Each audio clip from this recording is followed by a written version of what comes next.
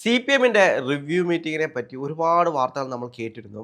അവസാനം വരുന്ന വാർത്തയനുസരിച്ച് എല്ലാം കൂടെ അണികളുടെ തലക്കിട്ട് കൊടുത്തിട്ടുണ്ട് എന്നാണ് കേൾക്കാൻ കഴിയുന്നത്. ഉം. കാരണം അണികൾ കാരണമാണ് CPM തോറ്റുപോയത്. ഉം. യഥാർത്ഥത്തിൽ അതൊരു സത്യസന്ധമായിട്ടുള്ള കാര്യമല്ലേ? അതിനു മുമ്പ് നമ്മൾ ആലോചിക്കേണ്ട മറ്റൊരു കാര്യമുണ്ട് രാഹുൽ. തോൽവി സമ്മതിച്ചു തുടങ്ങിയല്ലോ. ഇത്രയും നാള് തോറ്റു എന്ന് സമ്മതിക്കാൻ ബുദ്ധിമുട്ടായിരുന്നു.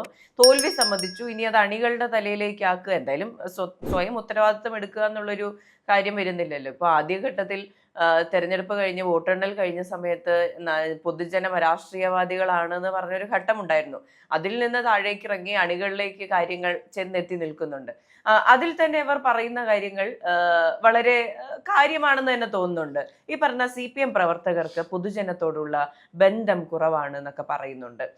കുറെ നാളുകൾക്ക് മുൻപ് എടുത്തു നോക്കുകയാണെങ്കിൽ, ഒരു 4-5 വർഷങ്ങൾക്ക് മുമ്പ് എടുത്തു നോക്കുകയാണെങ്കിൽ, ഈ CPM പ്രവർത്തകരാണെങ്കിലും കമ്മ്യൂണിസ്റ്റ് പാർട്ടിക്കാരാണെങ്കിലും പൊതുജനത്തിനിടയിലായിരുന്നു.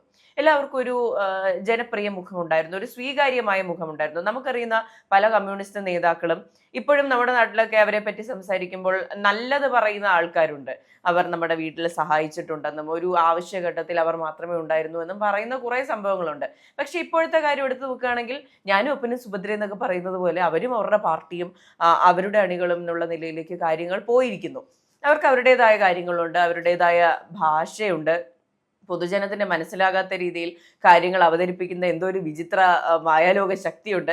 അപ്പോൾ ഇതൊക്കെ കാരണം തന്നെയാണ് on the grass root level വലിയൊരു പതനം സംഭവിച്ചത്. പക്ഷേ ഏറ്റവും ബേസിക് ആയിട്ട് അടിത്തറ എന്ന് പറയുന്നത് ഭരണം തന്നെയായിരുന്നു. കഴിഞ്ഞ 10 വർഷത്തെ ഇടത് ഭരണം കാരണമാണ് തോൽവി സംഭവിച്ചത് എന്നത് എന്തുകൊണ്ടാണ് ഇവർക്ക് അംഗീകരിക്കാൻ കഴിയാത്തതെന്ന് നമ്മൾ ചിന്തിച്ചു പോകുന്നു.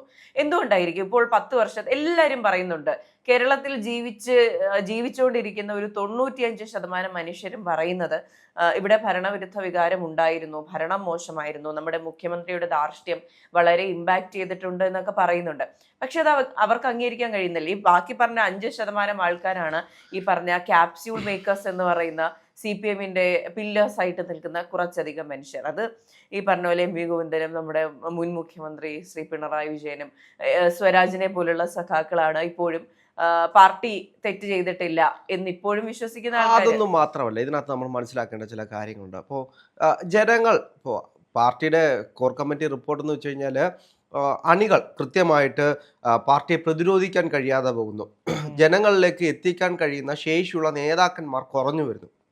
ഇതൊക്കെയാണ് അവരുടെ റിപ്പോർട്ട് എന്ന് പറയുന്നത്. അതായത് ഭരണത്തിൻ്റെ മികവുകൾ ജനങ്ങളിലേക്ക് എത്തിക്കാൻ കഴിയാതെ പോകുന്നു. അതേപോലെ വലിയ പ്രശ്നങ്ങളുണ്ടാകുമ്പോൾ പാർട്ടി പ്രതിസന്ധിയിലാകുന്ന വിഷയങ്ങളുണ്ടല്ലോ, അത് ജനങ്ങളുടെ ഇടയിലേക്ക് എത്തിച്ച് അതിന് കൃത്യമായിട്ടുള്ള ക്യാപ്സ്യൂൾ എത്തിക്കാൻ കഴിയാതെ പോകുന്നു. രാഹുൽ, നമ്മൾ എല്ലാവരും പറയുന്നൊരു കാര്യമുണ്ട്, ഈ കമ്മ്യൂണിസ്റ്റുകാർക്ക് CPMൽ പ്രവർത്തിക്കുന്ന മിക്കവർക്കും ഉള്ളൊരു കഴിവ് എന്ന് പറയുന്നത് ക്യാപ്സ്യൂൾ ഉണ്ടാക്കാനുള്ള കഴിവാണ്. അത് ഒരിടത്ത് നിന്ന് ഉണ്ടാക്കി പാസ് ചെയ്യേണ്ട ഒരു സംഭവമായിരുന്നില്ല. ഈ പറഞ്ഞ എല്ലാവർക്കും ക്യാപ്സ്യൂൾ ഉണ്ടാക്കാനുള്ള ഒരു എബിലിറ്റി ഈ പാർട്ടി പ്രവർത്തനത്തിലൂടെ തന്നെ പറയുന്ന നേതാക്കന്മാർക്ക് ഒരു മാന്യത വേണ്ടേ? ഞാൻ ഒരു കാര്യം പറഞ്ഞു പൂർത്തിയാക്കട്ടെ. അപ്പോൾ ഈ ക്യാപ്സ്യൂൾ ഉണ്ടാക്കാനുള്ള കഴിവ് എല്ലാവർക്കും ഉണ്ട് എന്ന് പറയുന്ന ഒരു ഘട്ടമുണ്ടായിരുന്നു. പക്ഷെ അതിനപ്പുറത്തേക്ക് കാര്യങ്ങൾ പോകുമ്പോൾ എത്രയാന്ന് വെച്ചൊരു ക്യാപ്സ്യൂൾ ഉണ്ടാക്കാൻ കഴിയും? അവർക്ക് പോലും ഇപ്പോൾ പാർട്ടി പ്രവർത്തകർക്കോ ഇവർ തന്നെ പറയുന്നത് പോലെ അണികൾക്കോ ന്യായീകരിക്കാൻ പറ്റാത്ത കാര്യങ്ങൾ മുതിർന്ന നേതാക്കളും അതുപോലെ തന്നെ മുൻപ് ഭരിച്ചിരുന്ന സർക്കാരും ചെയ്തുകൊണ്ടിരിക്കുമ്പോൾ അണികൾക്ക് എത്ര എന്ന് പറഞ്ഞ് ഇവരെ ന്യായീകരിക്കാൻ കഴിയുന്നുള്ള ചോദ്യം. അത് തന്നെയാണ് ഞാൻ പറഞ്ഞത്. അതായത് ഇപ്പോ ശബരിമല വിഷയം, ശബരിമലയിൽ സ്ത്രീ പ്രവേശനം നടത്തി, അപ്പോൾ അത് ഞങ്ങൾ കൃത്യമായി ജനങ്ങളെ എത്തിക്കുന്നു പറഞ്ഞ് മേൽത്തട്ടിൽ നിന്ന് നേതാക്കന്മാർ പറഞ്ഞു. വീടാന്തരം കയറി ഞങ്ങൾ ജനങ്ങളെ ഇത് ബോധവൽക്കരിക്കും എന്താണ്. ശബരിമലയിൽ സ്ത്രീ പ്രവേശനം കയറ്റിയത് സുപ്രീം കോടതിയുടെ വിധിയാണ്, ഞങ്ങൾക്കിതിൽ ബന്ധമൊന്നുമില്ല. ഇത് ജനങ്ങളെ ജനങ്ങളോട് പറയാൻ വേണ്ടിയിട്ട് ഒരു കൂട്ടം ആളുകളെ വീടുകളിലേക്ക് വിടുന്നു. ഒരു 2 കൊല്ലം കഴിഞ്ഞിട്ട് ശബരിമലയിൽ സ്ത്രീ പ്രവേശനത്തിനെതിരെ നിന്നത് ഞങ്ങളാണെന്നും ആഗോള അയ്യപ്പ സംഘം നടത്തി ശബരിമലയ്ക്ക് വേണ്ടുന്ന എല്ലാം ചെയ്തു കൊടുത്തത് ഞങ്ങളാണ് എന്ന് പറഞ്ഞുകൊണ്ടും കുറച്ച് ആളുകളെ വീട്ടിലേക്ക് വിടാൻ വേണ്ടിയിട്ട് വലിയ പദ്ധതി. വീണ്ടും ആളുകൾ പോകുന്നു. ആദ്യം പോയത് എന്തിനാ? ശബരിമല സ്ത്രീ പ്രവേശനം നടത്തിയത് ഞങ്ങളല്ല, സുപ്രീം കോടതി പറഞ്ഞിട്ടാണ്. ഇത് തിരിച്ച് രണ്ടാമത് വരുന്നതാണ്, സ്ത്രീ പ്രവേശിക്കാതിരിക്കാൻ വേണ്ടിയിട്ട് നടപടിയെടുത്തിട്ടുള്ളത് ഞങ്ങളാണ് എന്ന് പറഞ്ഞ് അത് പറയാൻ വേണ്ടി വീണ്ടും പോകുന്നു. അത് കഴിഞ്ഞ് ഒരു 2 മാസം കൂടെ കഴിയുമ്പം ശബരിമലയിൽ സ്വർണം കട്ടത് CPM ആണ്. അപ്പോൾ ഇത് പ്രതിരോധിക്കാൻ വേണ്ടി വീണ്ടും ആളുകളെ വിടുന്നു.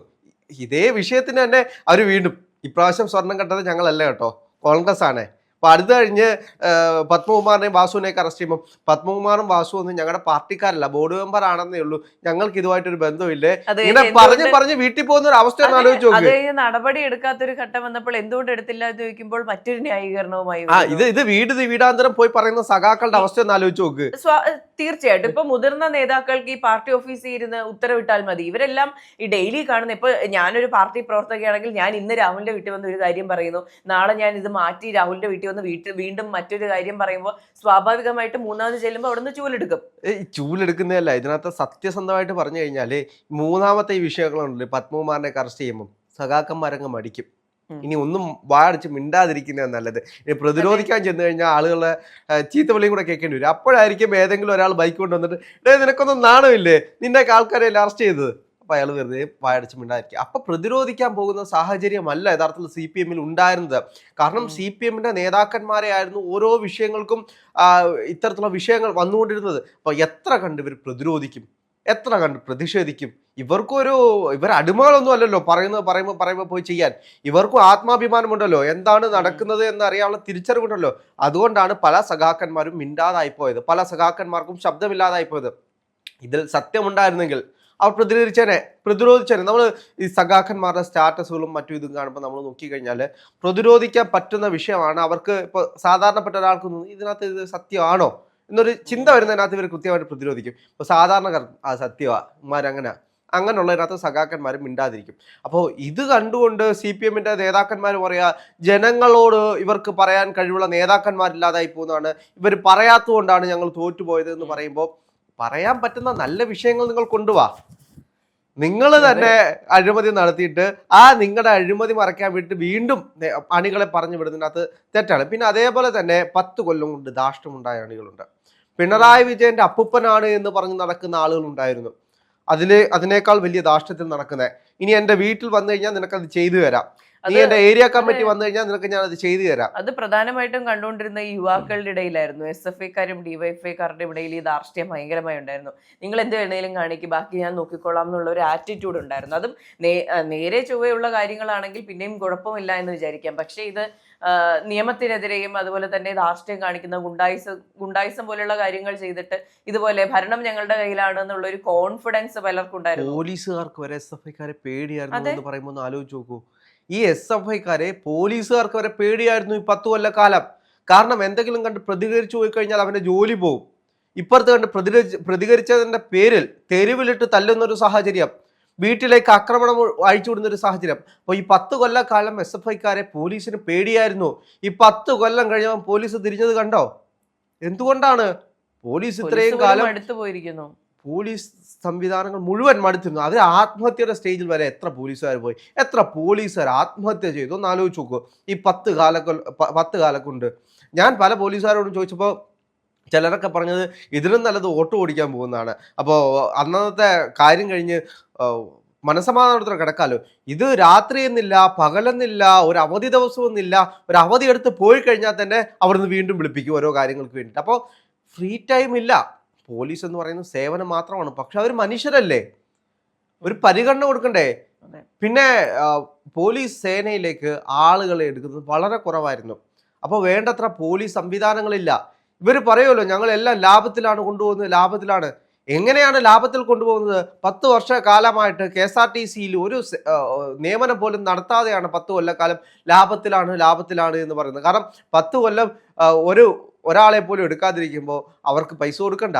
ഈ ദിനം പ്രതി വരുന്ന പൈസ വർക്ക് ചെയ്യുന്ന ആൾക്കാർക്ക് കൂടുതൽ ഓവർലോഡ് കൊടുത്താൽ സെയിം സാലറി കൊടുക്കാം, സാലറി ലാഭിക്കാം, അത് തന്നെ കുറെ കടമ്പകൾ കടന്ന് ചെയ്യാം. ഇത് തന്നെയായിരുന്നു പോലീസ് സേനയിലും നടന്നുകൊണ്ടിരുന്നത്. വർക്ക് പ്രഷർ ആയിരുന്നു. എന്നിട്ട് CPM-ന്റെ പോലീസുകാർക്ക് വേണ്ടി മാത്രമായിട്ട് പുതിയ സംവിധാനങ്ങൾ, SHO സംവിധാനം, അതേപോലെ തന്നെ പുറത്തൊരു ടീമിനെ ഇങ്ങനെ കറക്കി വിടുമല്ലോ അവര്.